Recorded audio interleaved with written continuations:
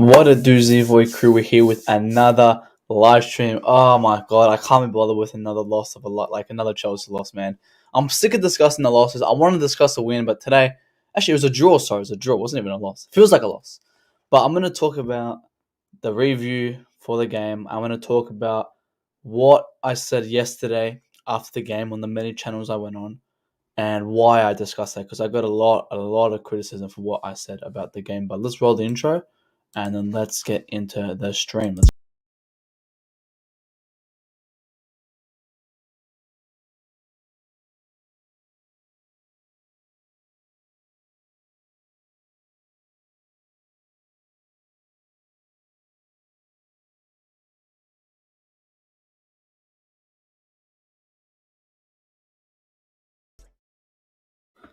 And we're back. We're here with another live stream for you guys today. It's a nice and early one.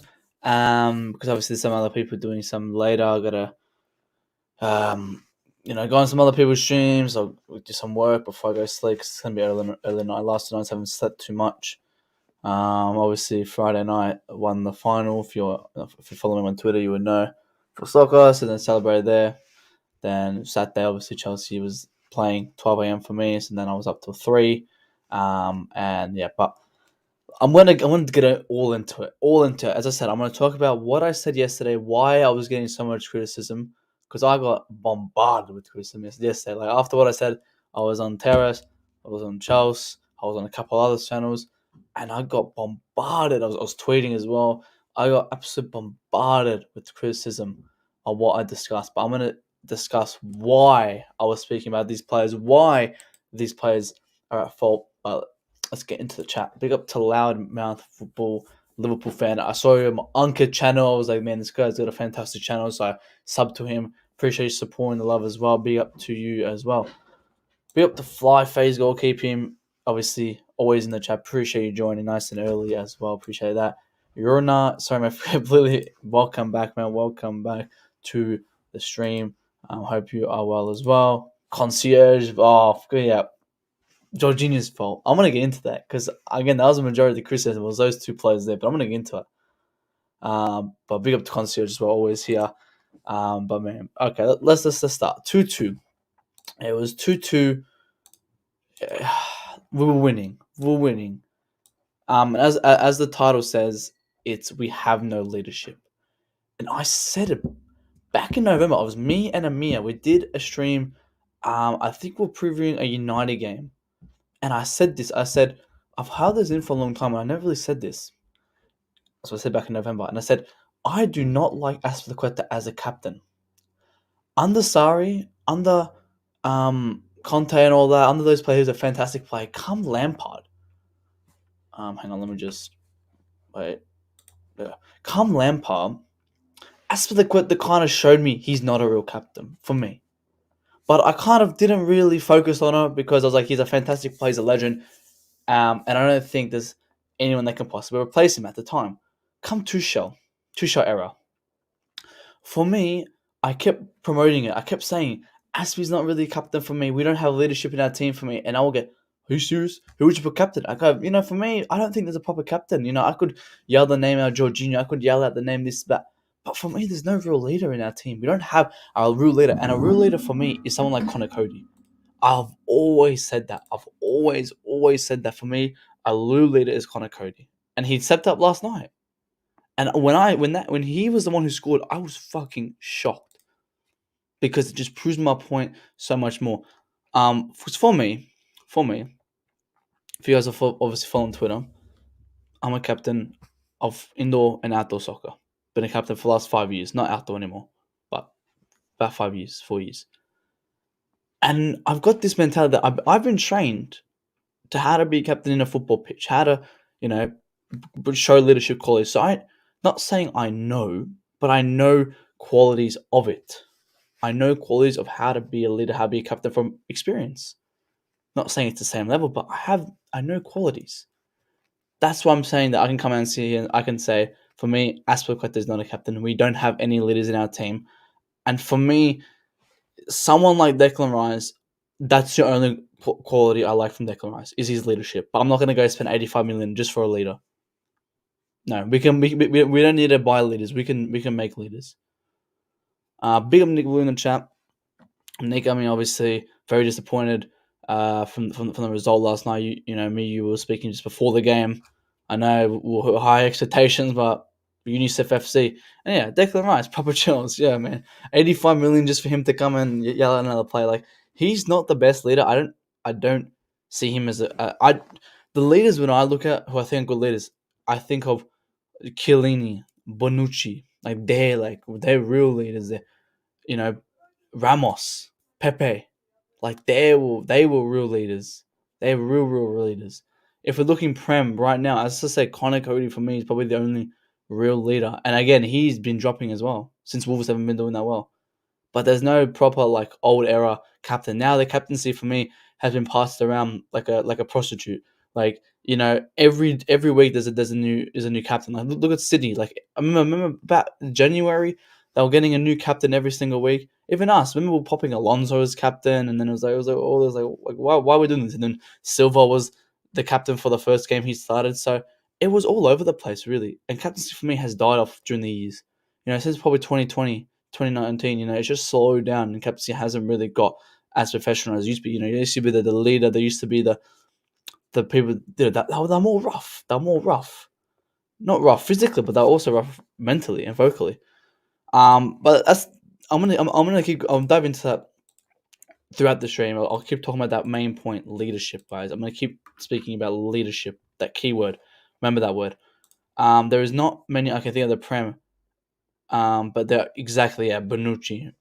For me, Bonucci and Chiellini are probably the best captaincies I've watched growing up. Like I watched Juventus when I was growing up. Like I used to watch Juventus, Barcelona, but mainly it was Chelsea. When I started watching football, but I used to watch Juventus because my grandparents were Juventus supporters and some AC. So I used to watch Juventus from time to time.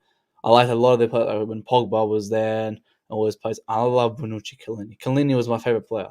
I was following Chelsea, and Chiellini was my favorite player. He still is. Like he's still one of my favorite. He's a fantastic player. He is a class defender. Everyone should be learning off when he was in his prime. He was fantastic. Um, you're right about Mendy. Again, Nick, and Nick. This is what I'm going to come into my point. Firstly, I go on streams, right? I go on streams. I was on Terrace. I was on Worldwide Charles. I was on a couple other ones. Gems and all that. And I always come in and I talk about two players in particular. Mendy and Loftus-Cheek, right? I talk about them a lot. And the reason I talk about it is not because I have an agenda. It's because I say before the game, this is what is going to happen. This is what's going to happen between the two of them. This player will do this. And I say that about every other player as well. But Loftus-Cheek and Mendy prove my point every single game. Every single game. Look, Mendy got the worst rating on the pitch, and you're telling me it's not his fault. Like, what the fuck? Like, that's absolutely embarrassing. Like, Chelsea fans have got to wake up and realize Mendy is not individually the problem. I'm going to repeat that. Mendy is not individually the problem, but he's part of the problem like the other 10 players. We tend to think that Mendy is invincible.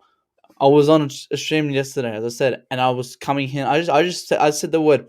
Mendy didn't have the best game, and then one goes, "Why are we spending so much discussion on Mendy?" It's like, hang on, he hasn't had a clean sheet in more than 2-3 months. Of course, we have to discuss about him. And they try to deflect the state he's in, the form he's in. They try to deflect it. They go, look at who's in front of him. We did this thing back in Lampard. Well, remember when Kepa was starting? We had that shitty defense in front of us. Then we put Caballero. Right? Remember, and we kept switching. Like that was just last year, and we were doing that. I know. Personally, I think that was shocking. Like we had that everyone was out of form under Lampard. I mean, everyone was out of form, but we did it. We rotated the keeper position. Did it work? I would say no, but that's because we had two fucking shit keepers. Now we have two of the best rotational keepers in the fucking league. Two of the best fucking rotational keepers in the league. Mendy, Kepa. Mendy's last year he was the best keeper in the world for me. So people think I have an agenda against him. No, he was the best keeper last year for me. We had a fantastic defense, yes, but he was also class. But then when our defense started to become shaky, he was not good. And that's for me, he was never world class. He was class, but it was never world class. He's never been world class. Look at De Gea. He's got the worst defense in the league. Sarr, worst defense in the league, and they've got the most turnovers of saves. Look at Sarr yesterday. Yeah, that's not the worst back three, Cody, Bowie, and Saiz.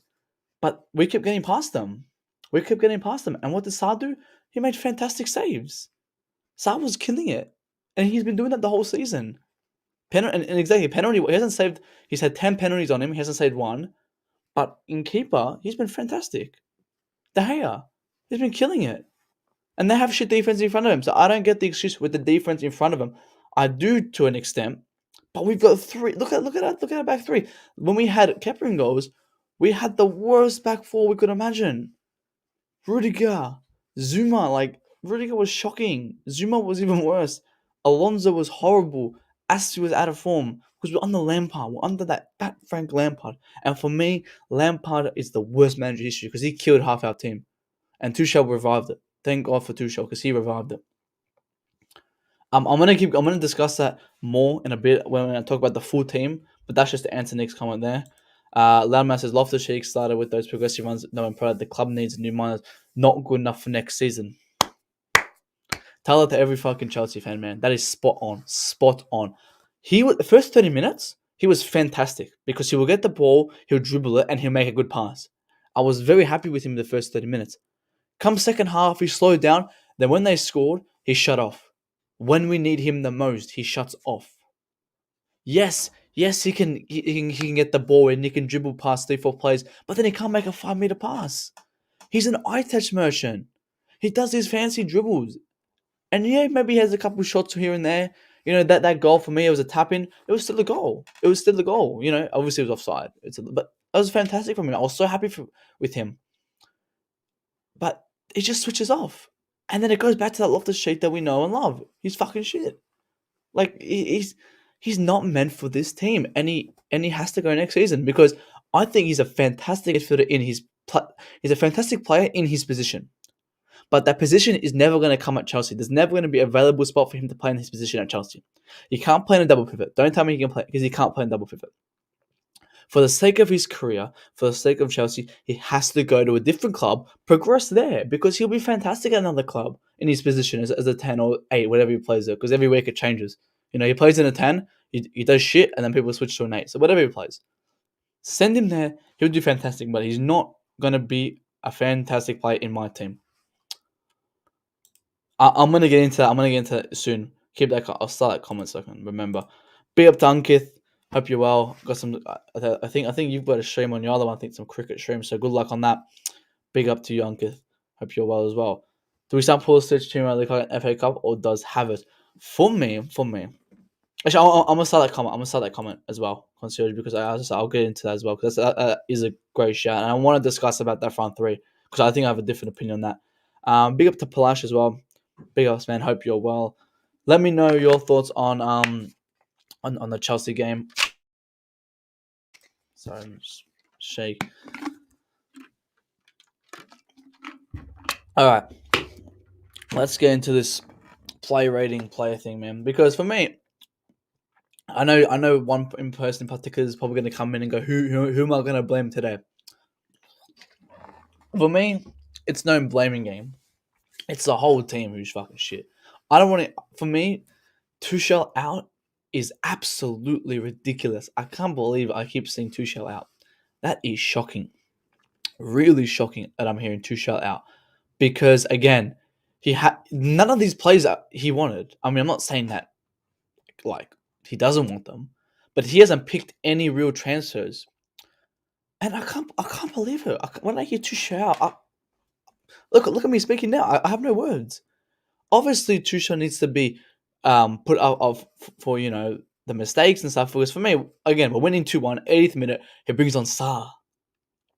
But we've got Chalobah on the bench. And even Christina's on the bench. But we're bringing Sarr? I really didn't get that. I was shocked. And as well, we made the subs way too late. It's like, look, 87th minute, 90th minute, we bring on Havertz. Like, what's the point of bringing Havertz? We could have brought up Mount. I wouldn't take off Lukaku. I would have kept Lukaku on because he's the only one holding the ball up. I would have brought on, for me, I would have brought on Chalobah for Azpi, and I would have brought on Mount or even Christensen for maybe Werner, and then put Chalobah and just hold it off. Like we've been saying this every single week. Like we made the mistake, we made these subs way too late, and it cost us. And this one obviously cost us the game. It cost us the game. Some of the substitutes. So I'm gonna criticize him for those substitutes, but I'm not gonna criticize him for why we lost. We have a good team. Like, this team should be beating Wolves. Like we're beating them. But the main thing, remember back to that word, leadership. We don't have it. Let's start from the back. Mendy. Nick here says, Mendy should have done better for that last goal. I agree. First goal, for me, no one's saving that. No one's saving that. But what I'm going to say is, if Kepa was in that goal, it'll be a different story. It'll be, Kepa can't save long shots. I thought Mendy can save it. If Mendy was there, he would have saved it. Blah, blah, blah, blah, blah, blah, blah, blah. That's what would happen if Kepa was in goals there. Quickly, guys, let's all like the stream. 4 people in here. 2 likes off 10. So I want everyone right now to like the stream. All rubbish. All rubbish if Kepa was in goals. That, Mendy would have saved that. No one's saving that Trincao shot. No one's saving that. This man just knew he was going back to Barcelona and goes, I'll got to make a statement, because he really made a statement. That was a fantastic goal. Second goal. Again, for me, if that was an actual world-class keeper, Edison, I'm not even using Navas because I've seen him do that heaps of times. Alisson, they will come out of the box and punch that. And Thiago Silva goes for that header because he knows Mendy's not going to come out and get that. Mendy should have came out, give it a punch. If he's not, make himself look big. Like he bottoms himself up, and then when he does that, he hit his knee before he went in. He hit his knee, so he got a touch to it, but it was his knee. It's like that's nothing to save it. So for me, he was part of why we conceded, just like the other 10. Not individually, but he was part of it. As I said, Leeds. I don't even know what to do, man. I don't even know what to do anymore, because we keep starting like Mendy, and then just does this shit, man. At least he didn't stuff up any passes yesterday. I was about to come in and praise him for his passes, because his passes were fantastic. He didn't make one mistake with his passes. They all went to the other player. They were straight. They were calm. There was technique on them. They were fantastic. But when it comes to his strengths, he didn't do any of it. He didn't do any of it. Leeds, I said today, and I think Nick, you were there on Hanno's stream when I said I would give Mendy the start, because he's had the week break, right? And everyone said he doesn't need a rest. Doesn't. For me, I said he needs a rest, right? So he's had that week break. He's had that rest. He still hasn't got any better. Hasn't got any better. Leeds comes. I'm not even going to discuss that right now, but I think you know where I'm going with this. Leeds, I do not want to see Mendy on this pitch, man. I'll be honest with you. You can go and say whatever. I don't want to see him for the sake of Chelsea, for the sake of us. We need to win that game. I don't want to see him on that pitch. Like, Wolves haven't scored in 4 games, and they come and they just fucking destroy us. They absolutely killed us. And again, Mendy is not individually the problem, but he's part of the problem, and the problem of this team. Just like every other 10 players. Like, I can't believe it. Like, yesterday when I was talking about Mendy, and they go, why are we talking about Mendy? I'm like, hang on, he just conceded 2 goals. Oh yeah, but it wasn't his fault. He's a keeper. He should be saving those. If he's look at Sarr. Sarr was fucking saved. Like, look, how many saves did Sarr make? How many saves did he make? He made saves inside the box. 4 diving saves. Like, he made 8 saves. Oh wait, 4 saves. 4 saves. Mendy made 2. And one of them, I remember one of them was the Hwang. Hwang save. That save was good, but lucky Hwang stuffed up his first touch. Well, that would have gone in. But it was a good save from him. I want to give him credit for that. I want to give him credit. It was a fantastic save. But then let's turn it over and look at the 2 mistakes he made. Oh, sorry, the other mistake he made. Let's keep it consistent. with the phase. Of course, only facts here. My grandson would done better. Honestly, I don't know, man. You can't talk positive of Kepa without being called many. Yeah, like if I talk, look, I'll just say, look at this. I know, like, there's just some agenda against Kepa. I don't get it. Like, I'll keep it consistent. Like, we've seen the previous evidence in January when Kepa started for Chelsea when Mendy was at AFCON. We were clean sheet Tottenham. You know, we were killing in the Prem, we were killing FA Cup, we were killing Carabao Cup, killing it in the Club World Cup. Of course, Kepa made some mistakes, but there was more. There was more positives than negatives on that. But people have selective viewing and just look at his negatives. Oh, he missed a penalty against Liverpool. What about the three penalty shootouts he won us? Like, and for that one, as I said, I don't blame him for that. We should have won the first 90 minutes. All right, we didn't. Why are we subbing Kepa on? Kepa should have started that game in the first place.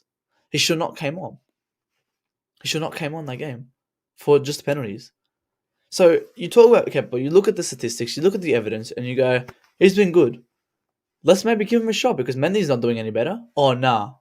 Oh, because under Sarri or under Lampard, he was shit. If we're looking at under Sarri, Mendy wasn't even playing professional football at that time. If we're looking back then. So for me, as I said, I don't make the news, I just report it. I report the statistics, I report the evidence, you guys decide what you think about it. He's not mentally there. He's not. I don't know where he is right now, if he's, dreaming or he's, I don't know, something, or dreaming about a new team or something. I don't blame him. But I don't know what he's thinking about, man. Because he really, really needs to step up. And he hasn't stepped up. We've given him since January. It's been 3 months, guys. It's been 3.5 months. 3.5 months since Mendy came back from AFCON and dropped that form.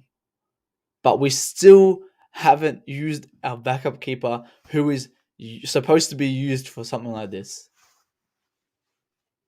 Like, I don't see Kepa coming and make these. Kepa doesn't come in and make individual mistakes. I'm not saying Mendy does, but Mendy's more likely to. Alright, Kepa might concede one or two, but he's not going to make an individually mistake like Mendy does from time to time. MDD, you are salty. Again, I'm just reporting the news. I'm just reporting it. I'm reporting to you what Mendy's done, what Kepa's done. You guys dictate. I'm not trying to embed you with all this. I'm just giving you I'm giving you the news. You can take it how you will. Back three. All right, let's go back three now. Azpi's done out here. Azpi's done, man. I'm sick of him, man. I don't want to. I want him to already go to Barcelona. Just ship him off now. He's done, man. Absolutely done. That's all I'm gonna say about him, man. He's just done. I'm not even gonna talk about the performance. He's done. Are you happy with the 3-4-3? Don't you think you need an additional midfielder to provide more intensity? Your wingbacks fall short at times, bearing James. Yeah, I mean, I prefer a 3-4-3 because I think we're more used to that. Going forward, definitely need an additional midfielder to provide more intensity, and that's Tuchel. Like, guys, did anyone hear that Tuchel scored 2 goals? Like, he scored 2 absolutely class goals. Absolutely class goals. But I'm hearing Declan Rice has made 3 key passes in the West Ham and they didn't score, but 2 absolute from a DM. Tuchel, get him in. He will bring intensity to our midfield. He will bring a lot of to our midfield. He's a must. But now wing back as well, the left side, we got to get Chua back in form. If not, like a 4-3-3 is a safe way to go. Possibly next season we might go to a 4-3-3 because obviously we're losing Rudiger, we're losing AC, so we're losing a lot of defenders and centre backs, and we kind of went to a 3 because Rudiger and Christensen played better in a 3, and Alonso and Azpi. So now we're losing 4 of the key players of why I went to a 3. So we can possibly see a 4 happening. I wouldn't mind seeing next season, but it's gonna be a whole rebuild, man. Like absolute whole rebuild, and it's gonna be kind of fun to see. Hopefully, it works out. But yeah, Silva again.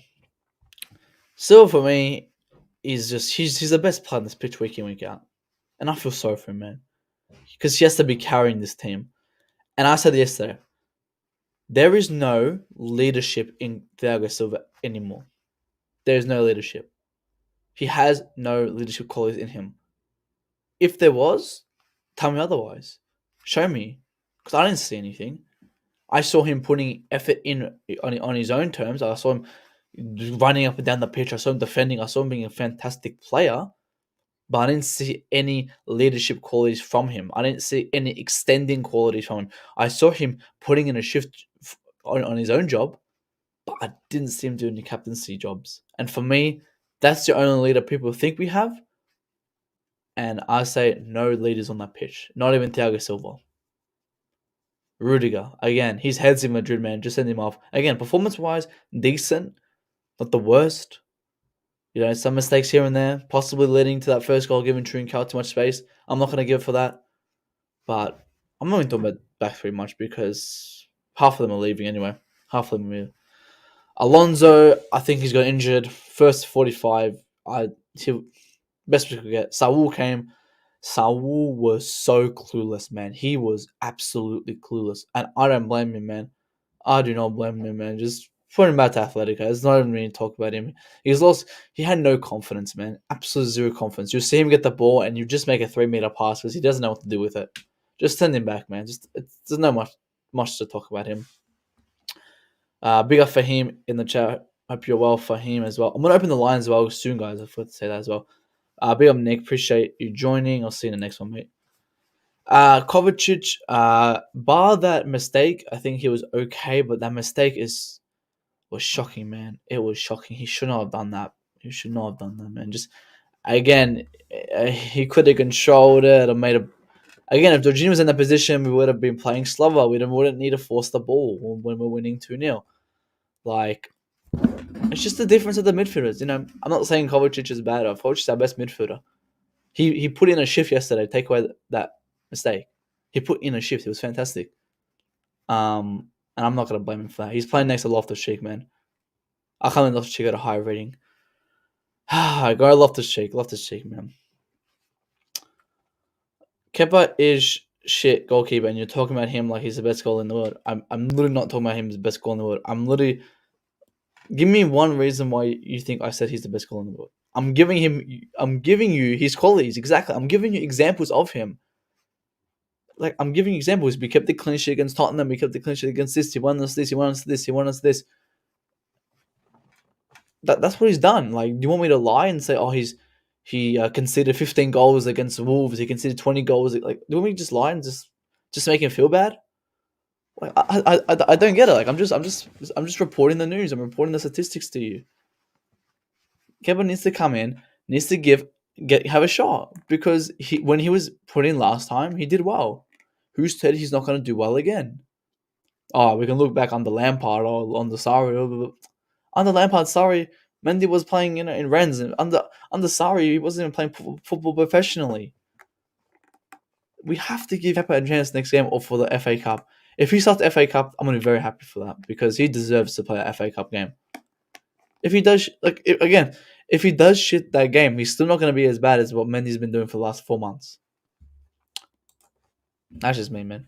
Saul was Saul was just defensively shit as well. He was shocking, man. What was he doing? He doesn't know how to play wing back, man. Like, again, it's the same thing with Loftus. Like, I'm not gonna blame him for not playing position, but I'm gonna blame him for the stuff he's done on the pitch. Like, I want to blame him. Like, yeah, he's fucking horrible. Him and like there's no point talking about him because he's gonna go anyway. Like, he's done out here. But on Loftus, man, on Loftus. Let's talk Loftus. Let's talk Loftus claps men's cheeks. Let's talk about him. Again. He was, for me, not the worst player on the pitch, but he was still shocking like everyone else. Again, first 30 minutes was absolutely class. I think he was doing his job. He was getting in the right positions. And he was doing good. You know, slowed down a bit, 44, after that goal that got taken away. I think his head went down a bit. But he was doing all right beforehand. I give him props for that. Come second half. And when we need him the most, he just drops, man. Because I don't understand this formation. with Kovacic and Loftus. It doesn't work because they're both attacking minded players. So when you got two attacking minded players, who's going to be that one to sit back? And every time it will change. It's not structured. Like if Jorginho was there, Jorginho would sit back. If it was Kante, Kante would sit back. These players are attacking minding players. It's not their fault. But then they don't wake up and go, shit, I'm gonna double pivot. They're professionals. They should be know how to play. If Tuchel trusts them in that position, they should be playing good in that position. That's how I go about it for everyone on that pitch. If Tuchel starts you week in, week out, you should be good to play in that position. I don't care if that's not your position. If it's not your position, get another team. Like Hudson-Odoi. Can't play wing back. He's not good enough to play wing. Send him off. Same thing with Loftus. He's a 10. He's never going to get a shot as a 10. Send him off. Send him off. Because, again, him and Kova together was shocking. The second goal, there's just too much space between the midfield, the defense, or the midfield and the attack. Too much space. And who remembers the Trincao goal? Way too much space. Way too much space. And again, I think Kovacic was on him. Loftus was attacking. And again, and then for the other goal, Loftus was defending, Kovacic was attacking. So they kept switching. One will go up, one will go back. And then they'll keep switching. That is a lot of energy wasted. A lot of energy wasted just figuring out which position you have to go in. If that was Jorginho and Kovacic, Jorginho would be sitting back, Kovacic would be going up. It's more structured. Having these two play is just there's no structure. It's just like up and down, oh, left, right. Where's Kovacic? Oh, wait, he's behind me. Now I gotta go up. Oh, wait. Like, you just get too tired and you get mentally drained. Like, I know that feeling. Like, when I'm like, if I'm in a position or something, and, I don't know how to play it, and I'm with someone who also doesn't know how to play it, you're two going to be lost. There's no chemistry. So for me, these two don't work. It doesn't work. It will never work. I'm not going to talk about his performance as well because, again, he's an eye test merchant. He's an eye test merchant. All right, he gets 4 or 5 dribbles in, fantastic. But where's the key passes? Where's the end product? Where's the things that we need in a midfield? And I said this 2 weeks ago. I said he's an eye test merchant, modern day midfielder. He does these nice flicks and tricks, but he's not Jorginho, who's structured. You can make a long pass. You can make a 4-meter pass. You can, who can structure the back line, who can position himself and lead. Because midfielder, you're in the middle of the attack and the defense. That's, when you're in the middle, you give the ball to the attack. When you're when you're in the midfield, you're giving the ball to the defense and bringing them up the pitch. So it's a very important role. And for me, Loftus doesn't have that. Tuchel doesn't trust Kepa anymore. That's probably going to ruin his confidence. Yeah, man. Like, again, I don't know what Tuchel's doing, man. That's the only thing when they criticize about Tuchel. Like, it's something with Ziyech. Like, Ziyech and Kepa are not trusted by Tuchel. I don't know why. Kepa in particular. Kepa's shown he's good enough to play. And when you've got a shitty keeper in there, yes, he should be good enough to come play in. I understand, we're not switching him 1 week, Mendy, 1 week Kepa. No. I want to have 1 week Kepa and see how he does. If he does bad, fuck it. Let's just play informed shitty Mendy then. Stuff it. We'll never talk about him again. We'll send him off to Lazio. But if he does good, then we can have a discussion. Alonso is Palace level player at the best, and he's playing week in, week out. Yeah. I mean, I don't think he's the worst player on that pitch right now. I think he's done decent. I don't think it's anything good, anything bad. I think it's the standard we expect from him, and it's good. He's keeping that consistency. Obviously, I think that Madrid game was the best game he ever had. Under, I think probably the new era, you could say. I don't know. But he is done out here. Yeah. I mean, no, we don't want to really. We never wanted him. I think he's good enough for a secondary wingback.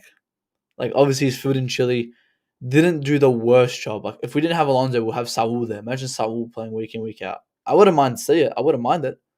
But at least Alonso kept a bit consistent, so that's good. Lacks discipline. He lacks everything, man. But discipline, that's a fantastic point. But now I'll wait and then I'll speak about it at the end again. It's a key word I said before. James, he was pretty quiet. I'm not gonna lie, I don't think he was really there. Um, I don't know much to speak about James really. I don't really remember anything standing out. Possibly, I think they got a lot of runs. No, it's to Alonso's side, but I don't know. Nothing really to say about James. I think he moved to centre back though. I think I kept seeing them again. They kept switching, and for me, it just pissed me off when they keep switching. With Azpi and James, I mean, yeah, be up to newsflash as well. 8 people in here, guys. Let's get 15 likes. We can easily get it. But you're right. There were some interesting decisions. Very interesting. Again, but we look at Sarr. Why is Sarr coming on? Why are we not subbing earlier? Why are we not doing this? Why are we not doing that? Like we can question it. We can question this. And they were very interesting. And I was a bit disappointed when I saw Sarr come on, not Chalobah or even AC. Like I would rather Christina than Sarr. I was very shocked why he did that. Front three. Now for me, I think Pulisic for the first 70 minutes. When did they score that goal? 79. Okay. It was for the first 70 minutes. For me, I think he was okay. I don't think he was the worst attacker on that pitch. I think he was quite good. I think he was taking good chances. He was dribbling. Obviously, got the assist. I think overall he was quite good. Come the 75th minute, he kept getting a lot of chances. He kept getting the ball, and that was good to see. But he got very cocky. For me, he got very cocky. And he kept trying to do these dribbles, try to take on 4-5 players, but we could have played simple. And I think that cost us a lot of turnovers. And I think after that 7 minute, he just shut down. He just got in this mindset like, I'm Cristiano Ronaldo. Like, I'm Cristiano Ronaldo, Sui. Like, no. I don't know. He just wasn't. I don't know. For me, I don't know. I don't know how to explain it, but after the 7th minute, he just kind of shut off as a player. He went in this like football school mode. Like, he's playing schoolboy football. Like, oh, let's just take on the whole team. Like, he just tried to dribble past everyone, and he couldn't. He couldn't. I don't know. That was just for me. But other than that, as I said, I think he had a good game. I don't think it's something to be, reactionary about. I think he had a good game. Pulisic. I think it was all right. And then I hear people, oh, Mount. Oh, there's no creative options. Fuck.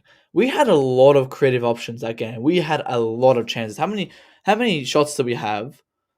We had fucking 19 shots. Jesus Christ. 19 shots. That's heaps. Heaps. Big up to Hanu. Guys, go subscribe to Coach's Corner. New channel. I was on there yesterday. And he knows what I said is what happened. What I said about these players is what happened. What I said about Loftus, Azpi, Mendy. I said it on his stream before the game, and it all happened. So if you want to see what I said, go check out his channel right now. Yeah, but Tuchel will never get feedback because our voices aren't loud enough. Someone needs to step up from just. I mean, I think he knows like the mistakes he's made, possibly, but it is questionable. A lot of the stuff he's done, like obviously we're talking about not putting Chalobah, not trusting Ziyech, not trusting Kepa. Like it's questionable. But we can't sit here and force him to change his mind. We'll give our opinions if he ever listens. Tuchel, I'm here. What did Chalobah? Yeah, back to that comment. What did he do to Tuchel, man? Like I think Chalobah, he made 2 mistakes and then he got dropped. Came on West Ham, kept the clean sheet, did his job, and then he got dropped again. It's like he doesn't deserve to be dropped. He doesn't deserve to be dropped, and especially not for someone like Sarr. Pulisic brought minions then number 10. Absolutely minion. He was quite good in that number 10. I'm not gonna lie, as I said, concierge, like he was okay. Nothing to be like. I see people coming and criticize Pulisic. I'm like, hang on, this is not. We don't need to be criticizing Pulisic. But I think he did okay. He got some good dribbles. He got some good passes. He recovered the ball some great times. But again, after that seventh minute, he was questionable. But for 70 minutes he was playing well, and then 30 minutes he wasn't. And we're looking at the 30 minutes he wasn't playing well. Let's look at the 70 minutes he was playing well. He played well there. After that, I don't know what happened. Did he shut off something? But he just think he was playing schoolboy football and just tried to take on the whole team. Pulisic. I think Pulisic was. Werner was the worst for me. Werner was. Oh my god, he's shocking, man. He's absolutely shocking, absolutely shocking. Pulisic, I think. I already said what I thought about Pulisic. I'm not gonna repeat it. We have the Akash could have won that game if Werner was clinical. And that's my next point. Werner, he's not clinical, man. Like, all right, he gets 3-4 shots at goal. How many shots did he have at goal? And then we can question that goal. Maybe that was um the foul. Maybe, yeah, I don't know, but it was a foul. We can't do anything about it now. He had 3 shots. I thought he had more. Oh, wait, when was his shots? Majority of the time they get blocked. That's the thing. This is the thing he does. He gets the ball. He'll dribble past. He'll get the ball here. He'll dribble here, get in the corner, cross it in. It gets blocked. It gets blocked. Like, okay, yeah, he dribbles. The same with Loftus-Cheek, guys. It's the same thing. I'm gonna keep it consistent. He gets the ball around here, gets the ball. Might take on one player, crosses it in. It goes right to Saiz or right to Bowie, and they just clear it. Like, that's not. He did it 6-7 times. That's shocking for me. You can't be doing that, man. Like, you're doing the same thing. And as I said, as Akash just said here, if he was clinical, we would have won that game. And he's not clinical enough, man. And that's one of the reasons. Like, he'll get the ball, he'll just go in the corner, and he'll cross it in, and it gets blocked. And as I said, the 3-game form's gone, man, guys. Let's move on. He had 3 good games. That's it. Let's move on. I did tell everyone when it was good, but nah, in front of goals, yeah, exactly. But that's massive. Like, in front of goals is massive. Like, look, Lukaku was fantastic in front of goals. He was good. Like, he had some shots that was saved. Like, look at Werner's shot. This one goes wide. This one was a tap in. This one. When was this one? I don't remember this one. Was this the goal that he got thinged? Not too sure. Rudiger is a disgrace. He mentally checked out. Yeah, his head's already in Madrid, man. His head is in Madrid. Same with Azpi's head's in Barca. Alonso's head's in Barca. I don't know, probably. But Rudiger and Christensen's head's already in Spain, man. He's done already. He doesn't care. I don't blame him. He's done. Unfortunately, we don't have anyone better to play there, so we have to play him until he ends. But his head's already in Madrid, man. He doesn't care. Yeah, and you're right. Like, it is spot on, 'cause that's what he kept doing, and that's for me. That's not good enough. Like, we kept seeing Lukaku on the other side, who will get in some better positions. I know Werner played more out wide, played more of a winger, and Lukaku played more central. But why take off Lukaku 90th minute? Werner would just get the ball, and then he'll just dribble and make the game go faster. And he'll dribble past 3-4. Fantastic. All right, now cross it in. Oh, fucks it up. Oh, goes out. Oh, dribbles the pass. Like, I remember the first 3 minutes of the game. I think Ricochet made a good pass to him, and he fumbles just to touch the ball. Like, he just couldn't get a touch. His touch is horrible. I don't know why. It was near the corner flag. He tried to keep it in, but he just fumbles it, and he just, like, trips. Again, balance. Big up to Yash as well. Hope you're well, Yash. Big ups to you, guys. We've got five people in here. 13 likes. Let's hit 15. 2 likes off 15. We can easily hit it. Appreciate we guys were 1 sub off 345 as well. So let's do that as well. Can easily hit 345. Like, share, guys. Share. It's massively important about that. Now, Concierge had the comment here. Do we start Pulisic, Timo, Lukaku in FA Cup, or does Havertz? Oh, yeah, let's talk about Lukaku. Hang on. Only positive. Lukaku was good. He had 2 more shots where Sarr made those great saves, and I think other than that, he was good. Penalty was good penalty, and then he had a great goal as well. Like, it was a fantastic goal. People say, we never give him that service. It's because he's never in the right space. He was finally in the right space to receive a service like that. Finally. And he did well. Now, to answer this question, do we start him at FA Cup? I would start him against Leeds. I would definitely start him against Leeds. Because he scored 2 goals. He's doing what everyone's doing. If it's his 3-game form, doing whatever, I don't care. Just start him against Leeds. Drop Werner. Maybe start Ziyech. And then Mount. Bench Havertz again. bring Havertz on nice and early, 50th minute. And maybe, but I'm not too sure about that. Oh yeah, I'll be up to Bobby, man. Hope you're well, Bobby. Yeah, I'll drop the link. 15 minutes, guys, and I gotta head out. I'm gonna go eat, and then I might come back. I think Ty's going live, guys. So I might jump on Ty's if I have time. But yeah, here's the link, guys. If you guys want to jump in, 15 minutes, guys. 15 minutes. I know I'll probably be here for another hour. Thoughts on Man U? Oh, they're in the mud, bro. They're finished, man. Jesus Christ, they're garbage. Luckily, guys, that's what I always think of. That's the positive. At least we're not Man United. If Werner had better tech and decision making, yep. If he could shoot, if he could finish, he'd be fantastic. And that's what I'm saying. Those 3 games, they kind of manipulate some players. Like we think he's gonna be like that every single game, but he's not. He's not. And I wish he could be, because if he was Leipzig here, bro, we'll be winning. We'll be winning left, right, center. But Lukaku did well. He finally got a goal. Is it this 1 or 2 game form like everyone has been on the last 2 weeks? Maybe, maybe not. But I would start him next game to answer that question. Concierge.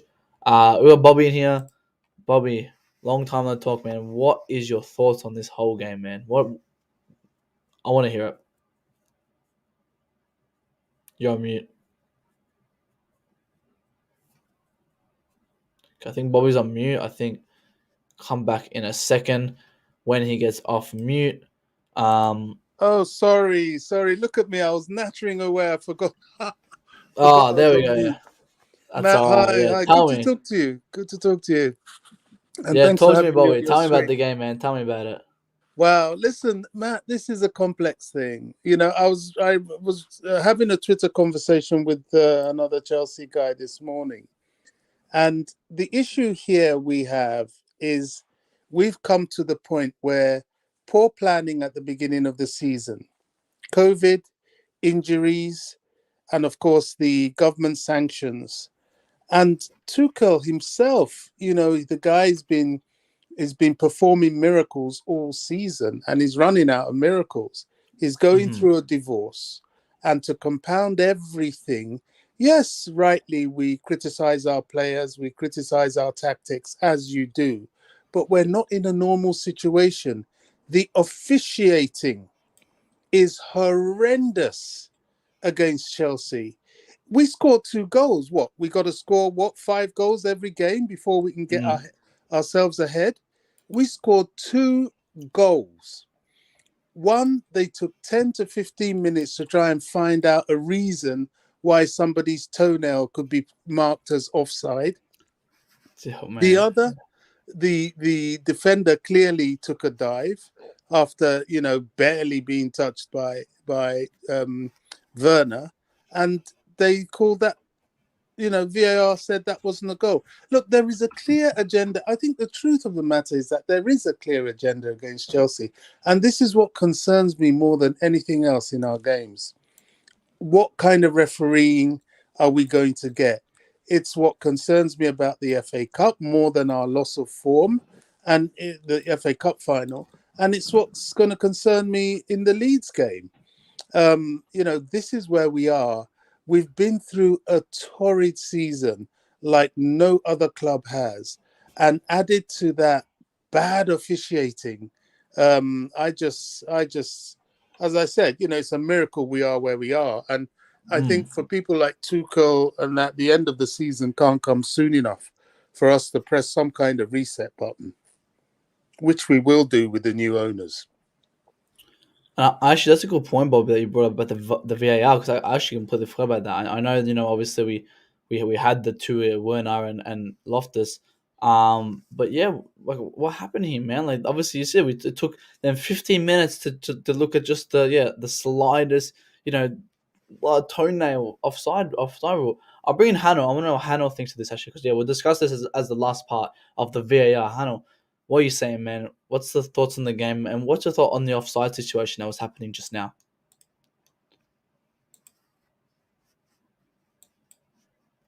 Hannah, you're on mute. I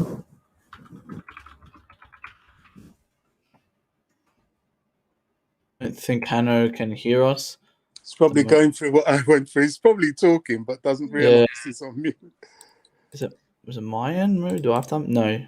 Yeah, Hannah, you gotta unmute if you we can't hear you. But yeah, yeah, I'll come back to you, Hannah. I'm just gonna get the Werner one up now. But do you think because obviously I think it was the Rudiger one. Hmm. That one was onside, but it was the Loftus that was offside, wasn't it? Was it the Loftus one that was offside? Well, the Loftus one, they said that was it Lukaku or somebody's shin pad was probably a few millimeters offside. I mean, it was ridiculous. No other top club, especially, would have had that decision given against them. The time it took them to find the reason to cancel the goal was quite clear that it wasn't clear and obvious, if you know what I Mm. mean. So VAR's involvement was unnecessary and was just too much. You know, Werner's one was even worse. That was a disgrace. It really Yeah, was. If you look at the expression on the Wolves defender's face, he had actually given up. He had seen, oh gosh, I've messed up here. This is a goal, and they had all accepted that until Peter Banks got involved. I don't know. You know, this is just getting too much. Look at the expression on Tom Bowley's face. He must have been thinking, "What have I got myself into here? You know, what is going on? Is this what officiating is like in England?" mm. That is just what I thought was going through his mind. Now look, yeah, that one, that's a still. Even the still, Matt. He was falling over. He was already falling over, and I heard the commentator Exactly. say, "Yeah, it looks like he was falling over already." Yeah. It's disgraceful. I don't know. You know, we watch football hoping that we're in a fair competition. But I've got to say, I don't think at this, this season in particular, we're not in a fair competition at all. Mm. So much, No, we're even the not. transfer market, what the government has done to us has put us at a disadvantage. So even in the summer, we're on the back foot. Gosh, you can't I, make this I up. I always agree. There's something towards it, and it's a good point bringing it up because I did completely forget about it. That true, Werner's one wasn't a foul, and I think our reaction to it was, for me, I wasn't even really that like shocked because I'm like, oh yeah, they're gonna give it to us, and I was actually surprised we got the penalty. I'm surprised they actually gave it to us. But Hannah, I think Hannah is back. I think I'm mute again because we could hear you before. Your thoughts on the two offside or two VAR decisions here, Hannah? Was that the Rudiger one?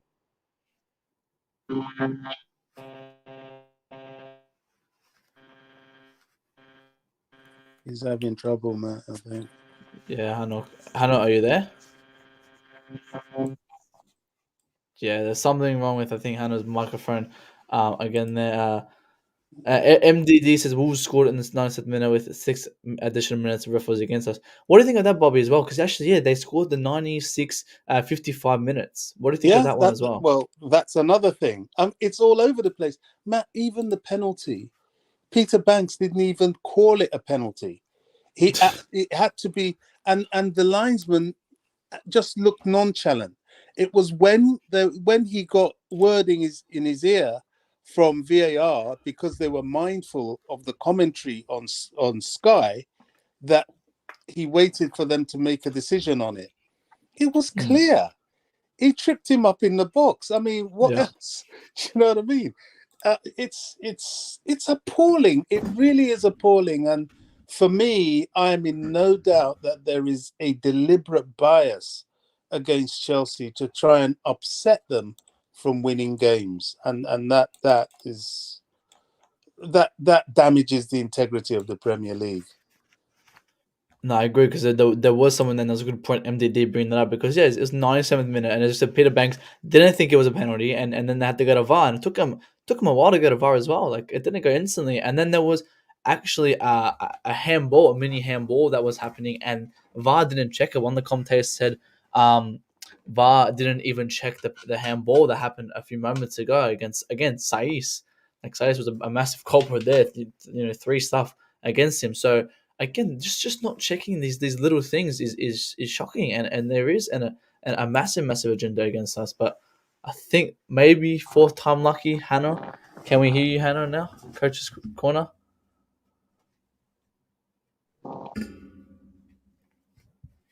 Coach's Corner, if you're there. Can you hear me? Hello, are you there? No, we've lost him again.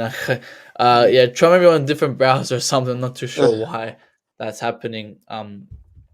There. But was there any other mistakes there, Bob? Because I think no one's really pulling it out. Like, I think you're the only one who's really spoke about it. There was no one on Twitter, like no threads, no nothing. Because I think we're at the moment where we're just kind of accepting it. Like there is an agenda against us. Do you think it's the refs, the media? Like, who do you think it's coming from?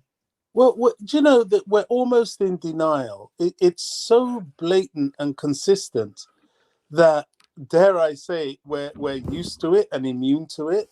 And rather than point it out, we end up pointing out our own faults in the game, negating that, look, our faults in the game are in a game that we were clear winners. And, we were out. And after a while, yes, the team has problems. Yes, the team is struggling. But how many goals must a team score? I mean, you've magnified that. The goals against Chelsea are nowhere near as scrutinized as this.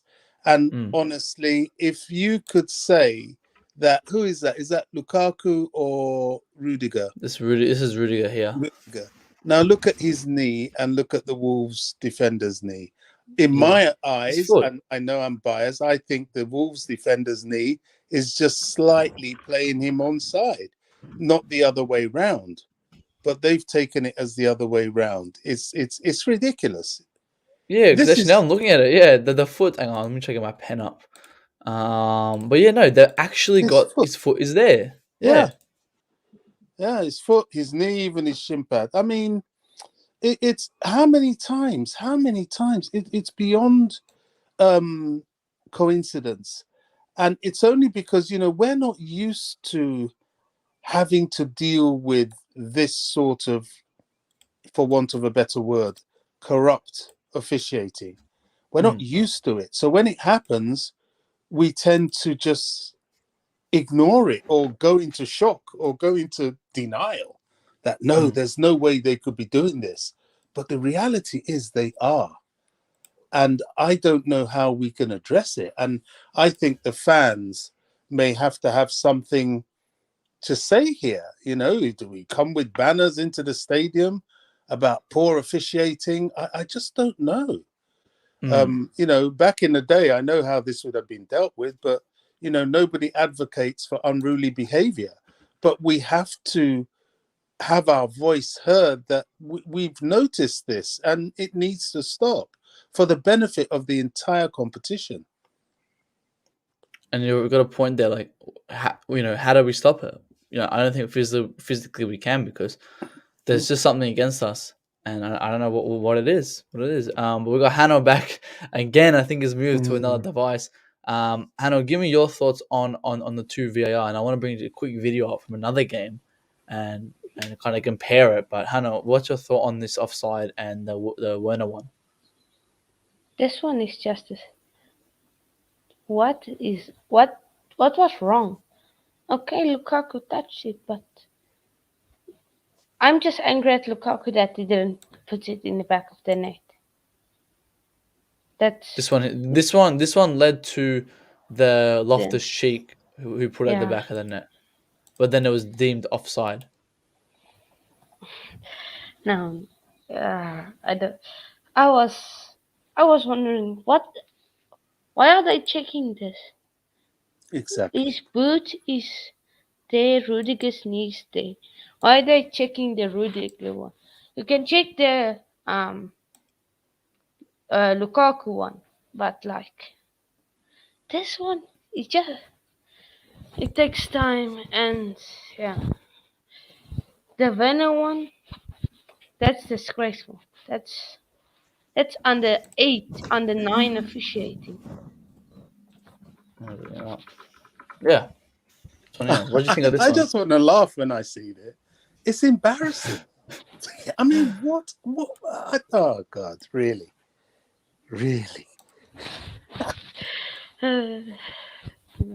is. I don't. I really don't. But The do you defender was think this was clearly offside? falling into Werner, sorry. Yeah, he was tripping already. He was already tripping, and then Werner kind of came in and just kind of tapped it, and Yeah, not even tapped too much. If Werner stole the was, ball and scored.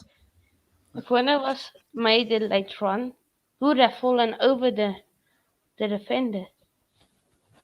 Man would have Yeah, tripped him. I think it was. I don't think there was any physical kind of problem there, and I tell this point because I want to bring up this video on Twitter. Let me get up, and it's just like the differences, and this team that majority of Chelsea fans hate. I absolutely hate this team here. Wait, can you see it? Oh wait, no, you can't. Hang on. This team here, fucking get it here. Oh, hang on. Oh my days, technology, man, it's so annoying. It's with Liverpool yesterday, and this is what Fabinho did to Son yesterday, and somehow this was no card at all. He pretty much just Well, takes him out. He well, takes him out at this point. excuse me. So, At that point, I there, he kind of takes him out there, and for me, that's the difference between Chelsea and Liverpool. Liverpool get away with stuff like this, and I want to know your thoughts on that. Looking at that video and looking at what we've just gotten taken off from us, do you think there's some agenda towards us, Hannah? of course there is. I don't know. Do you watch rugby there in Australia? Nah, not much rugby. But in rugby, if you touch someone with the elbow, even in the face or anywhere, that's almost a straight red. Depends on the referee, and that's being in rugby. That's a 3 week suspension, at least, because that's going with an elbow, and that's you can see there is general force. You can see there's intent. So And that's that rugby as well. That's a physical sport. This is football, where if you give a hit to someone like that should be a month ban or something at least. yeah. And I tend to look at it was what imagine if that was Alonso doing that, or if that was Pulisic or someone putting his hand to Son. Like that would be Well, instant off. I mean, Son. Straight I red. don't get it. I don't get it, boy. What's with Liverpool now? Like, how come they're getting away with this rubbish? And why is this massive, like, riding towards them? Like everyone just loves them. It's there's always been a kind of politic favouring them because there's a lot of them in the football governing bodies and in the media, either Mm. ex-Liverpool or associated with the club. I just think what the Chelsea fan base can do is start turning up at matches with banners. Stop the bad officiating against Chelsea. Mm. When especially televised games. Now, when that gets shown around the world, people, I mean, the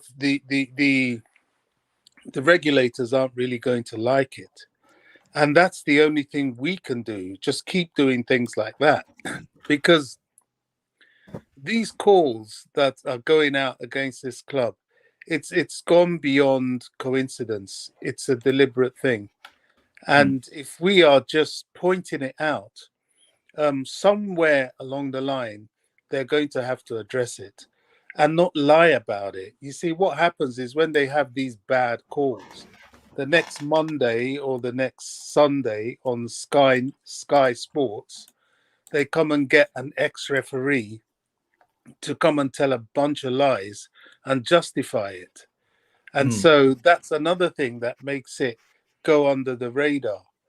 But if fans don't accept that and still come out demonstrating against it, I think it will have some sort of impact. It might take some time, but if we persist, because the power of the game actually lies with the fans, as we proved Yeah. during the Totally. European Super League issue. The power lies with the fans, and if the fans start talking, it gets noticed. So that's the only thing I think we can do. to be honest. And by the way, Matt, this kid you've got on, we're all trying to get behind this boy. He's I think he's 14, something like that. You know, he's Mm. it reminds me when I was that age. But you know, he's cool, intelligent. You know, he comes up with stuff, and I just like encouraging young boys like that. You know, especially young Chelsea fans. With him and yourself, I know you're a young man as well, but I think he's considerably younger than you. Yeah. You know, you're the future, you guys. And I think someone like him, we've all got to band together and support him because he's a smart kid and Mm. he could really, make some ripples doing this. No, I I think keep yeah. forgetting his name. What's his name again? What's your Hano. name, mate? I forgot.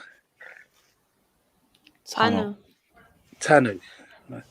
Nah, it's on Bobby. Look at the screen. It's on his name. I can't. I'm looking. My device is so. I'm talking from my phone, so any writing. Can't Okay, see anyway, it. I'll watch back the video and I'll see It's it. yeah. Say it again, Hano. All I need is YouTube to let me just like stream alone because my watch along got cut off at almost the hour mark because they say I'm a minor, so MI in something O, not like mine. Oh, YouTube did it. Was it YouTube? Yeah, so I just need him to allow me to stream alone. Then Do I your can. parents know you're doing this? Because maybe Yeah, you could do it under their sort of supervision. yeah, but Yeah, they yeah, like want YouTube. someone to join the stream who's like older. It's YouTube's stupid regulations. I Hmm. don't know what the way to do that rubbish. But we'll quickly end off. I want to just give Fly phases in here. I want to quickly just see what he has to say about these two pictures, and then we'll end it off here. But Fly phase, what are you saying about these two pictures here? Do you think there's some agenda against Chelsea right here? I think he's on. You just muted. You just mute yourself. Phase Fly phase F2 if you want to unmute. Um, Yeah, I think he's muting himself. Well, that's right. We'll end it off here. Yeah, it's been an hour with a lot of discussion, the style of the stream, obviously a lot of controversy, a lot of debates going back and forth with one another. It went by pretty quick because obviously this is a game that we had to discuss. Appreciate Bobby, Hano, and Flores coming on for the last 15, 20 minutes discussing the VAR standpoint that Bobby brought up. So it's a great point bringing up. But I appreciate everyone joining. Bobby, where can they find you, Bobby? I'm on Twitter. You've got my Twitter feed. I think we DM each other every now and then. It's oh gosh, what is my Twitter? So remember which one is I'll pop it in the chat for you Sure. guys to go follow. Actually, what is your one? Is it Bobby?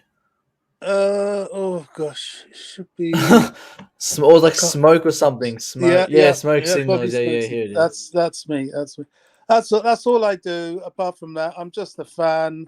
I try and follow and encourage people like Matt. You know, I love Matt to bits.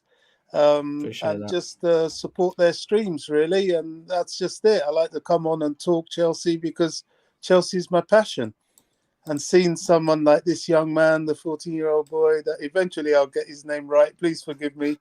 It just encourages me and just makes me feel that Chelsea will have a continuous fan base going forward. Yeah. I mean, I was Hannah. Yeah, I was on his stream yesterday. We're talking some goods, and I was pretty much everything I said before the stream. Hannah remembers I said everything before stream and it happened after the game. So I kind of predicted that game, which was not good. I didn't want to predict the draw, but Faze, before we end, Faze mic wasn't working, so he's back in here. Faze, give me your thoughts on these two pitches and then we'll end off the stream. So what's your thoughts on these two VAR decisions? Do you think there's some agenda against it? Nah, I think it was a bad decision. Do you think we're offside? Do you think anyone was offside here? Do you think we look at here and he goes, hang on, he's onside? Nah, he's onside. And what about this one? Do you think the Werner one? Do you think there should have been a foul there? Or do you think Saiss was already going down? I think it was already gone down. What do you think? Actually, I want to ask you, what do you think of Werner during that game? Do you think he had a good game? It wasn't great, but it was alright. Yeah, I mean, for me, I think Werner was okay, but nothing special. Big up to KJ, obviously always coming in so late. Big up KJ in the chat, joining in. Could come at the start. You would have heard all the tea. But yeah, I think that's pretty much it for today's stream, guys. Sorry I have to end it so early. I gotta go eat, and then I'll probably hop on some other stream later tonight. But appreciate everyone in the chat joining. Go subscribe to Coach's Corner, guys. Just comment in the chat. Go subscribe to that. Follow Bobby on Twitter. Go follow FaZe as well. Appreciate everyone joining. I'm going to roll the outro and then I'm going to end it here, guys. So appreciate everyone joining. See you guys next time. Thanks for joining, everyone. See you guys.